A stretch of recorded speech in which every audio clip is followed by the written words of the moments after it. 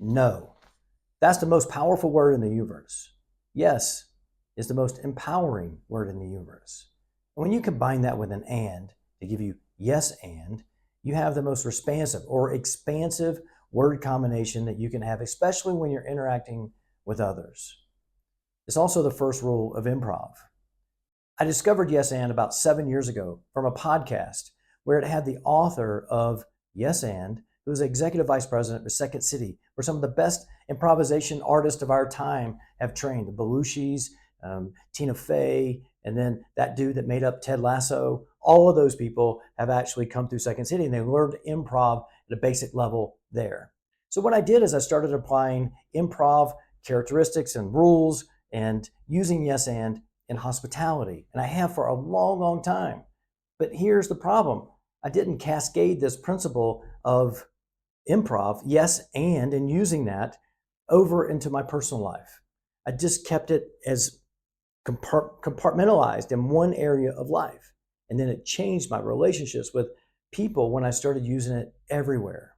And we have these different sets of rules and frames and stories and laws that we use, but we tend not to cascade things from one area of life to the other.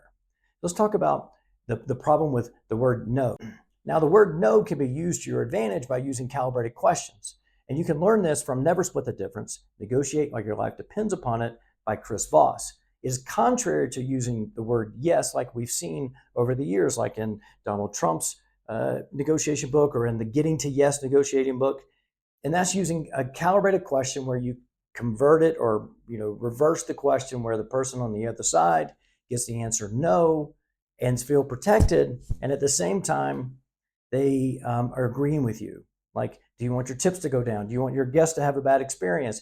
Do you want me to get angry for the first time or something like that? The way the person on the other side is saying no, you're calibrating questions to manipulate the person on the other side to agree with you, but also feel comfortable at the same time.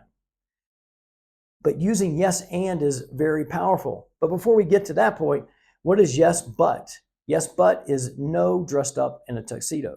You're still telling people no. Quick story. This restaurant that I managed in the Rocky Mountains of Utah had these nuclear fueled fireplaces that we would put parties of two in front of. They're celebrating their anniversary, their romantic date or something like that. And the lady would want the fireplace to be turned on. And I would say, this is prior to understanding what yes and is and how powerful it is. I would say, the gentleman would ask, excuse me, sir, and I would come over in my manager, suit and tie and all that stuff. And they would ask me, could you turn on the fireplace?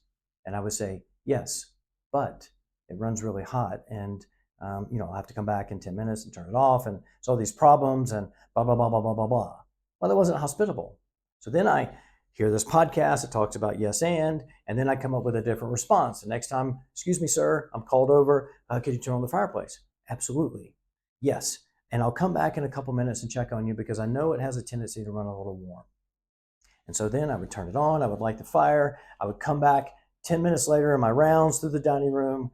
And two things have happened. One is the gentleman has moved his chair away from the fire, but he's also closer to his date or his wife or what, which is a win for him. And the second thing just happened. There's a bead of sweat running down his forehead. And I asked him, how's the fireplace? And his response is, she loves it. And so I let it continue to roar and overheat him and hope he enjoys his steak. So in addition to having a 500-degree plate show up with a sizzling steak on it, he has a fireplace blasting on him. And the lady's really happy about being warm and watching the snowfall and all those type of things. So then what happens is so I've used this for years, again, 7 years or so, in hospitality and seeing how restaurants are a form of improv. Even to the point that when I was a general manager of a restaurant across the street from the Santa Monica Pier, one of our regular guests who came in every week was Wayne Brady, who was on Whose Line Is It Anyway? And he had just won Masked Singer, and I, up doing a table check, and I asked him, I said, I was wondering if you would come in and teach our team improv. Now, COVID hit, and none of it happened. It never did, but that would have been amazing. That would have been the very best for all the actors and actresses and producers and all that stuff to have Wayne Brady come in as a guest speaker and trainer of our restaurant to teach our people improv.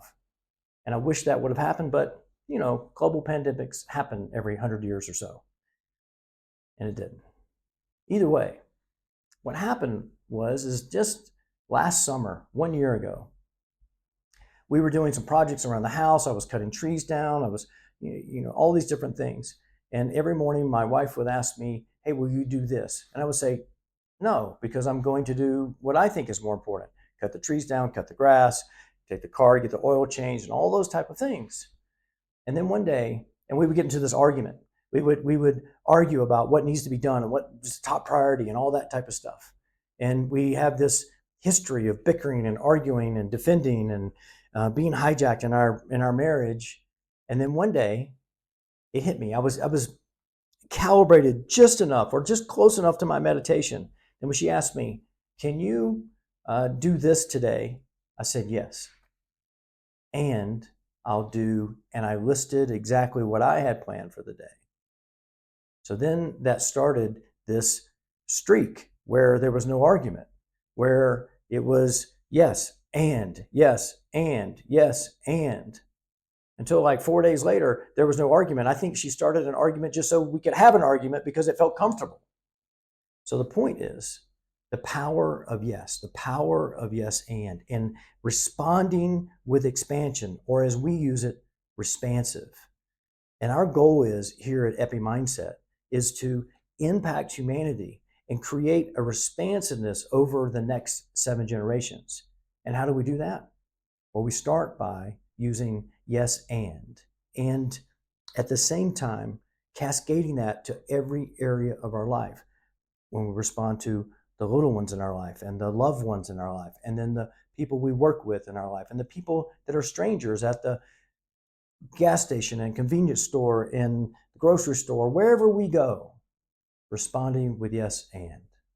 Just yesterday, I came out of Staples, was getting some pens and different things taken care, that you needed at an office supply store. And I came out and I saw this girl out of the corner of my eye. She was on a scooter, and an electric scooter. And then I had my AirPods in. I was listening to a podcast, and I turned around as I was closing the door on my little supercharged Mini Cooper. She was right there next to me, talking to me, and it was kind of rare that happened. So I took my earbud out. I was talking to her, and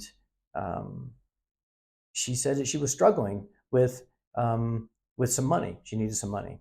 And she basically asked me, she was panhandling for cash. And I listened to her, asked her a couple questions. I asked her what was going on. She's, she stopped going to school. She's, psych major, all these different things. And I opened my back of my car door, reached in my bag where I had some ones in there. I think it was like $18 in ones. And I'm not saying this because I don't normally give money to people, but in the law of giving and receiving, I just received some unexpected money just an hour before that. And it felt really good to be able to give some money to her, to help her, whatever she needed. The story she told me, was it true? I don't know. But what I did is I said, yes, here's some ones that I have here. And have you ever worked in the restaurant business? And she said, no, I haven't. Well, I know there's a restaurant down the road here that's really busy, especially during the summer, and it's summertime here, and they may need some help. So why don't you, it's kind of a long ride for a scooter. She says, well, I can take the bus. And I go, yes, you can, right? So instead, I could have said, no, I'm sorry, I don't have any cash on me, but that would have been a lie. So I said, yes, and here's a way that you can maybe get some help and get back in school, have a place to sleep tonight, get some food, something to drink, charge your scooter, whatever you need. And so the power of yes and being responsive is one of the most important things that we can do for all the people that we encounter every single day.